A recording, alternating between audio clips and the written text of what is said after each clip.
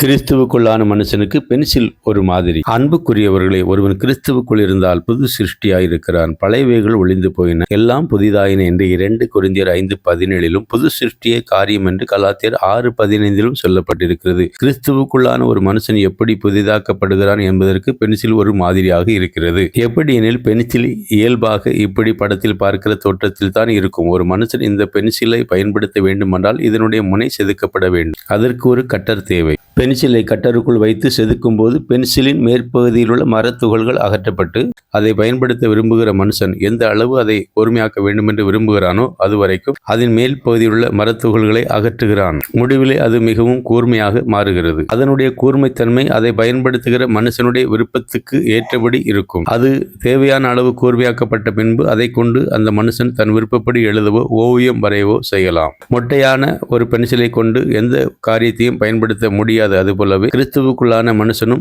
ஆரம்பத்தில் இப்படித்தான் இருக்கிறார். கட்டருக்குள் இருக்கிற பென்சில் எப்படி புதிதும் கூர்மையுமாக்கப்படுகிறதோ அப்படியே கிறிஸ்துவுக்குள் இருக்கிற மனுஷனும் புதிதும் கூர்மையுமாக்கப்படுகிறான். எப்படி ஒரு பென்சிலின் மேற்பகுதியில் உள்ள தேவையில்லாத பொருள் அகற்றப்படுகிறதோ அப்படியே கிறிஸ்துவுக்குள்ளான மனுஷனிடமிருந்து தேவையில்லாதவற்றை தேவன் அகற்றுகிறார். முடிவிலே அந்த பென்சில் கூர்மையாக்கப்பட்டு மனுஷன் பயன்படுத்த உருவாக்கப்படுகிறதோ அதே போலவே கிறிஸ்துவுக்குள்ளான மனுஷனையும் ஆவியானவர் தம்முடைய சித்தத்தின்படி உருவாக்கி தேவ சித்தம் செய்யத்தக்க புது படைப்பாக்குகிறார். மேலும் தேவனுடைய மனுஷன் தேறினவனாகவும் எந்த நற்கிரியையும் செய்ய தகுதியுள்ளவனாகவும் இருக்கும்படியாக வேத வாக்கியங்கள் தேவ ஆவியினால் அருளப்பட்டிருக்கிறது.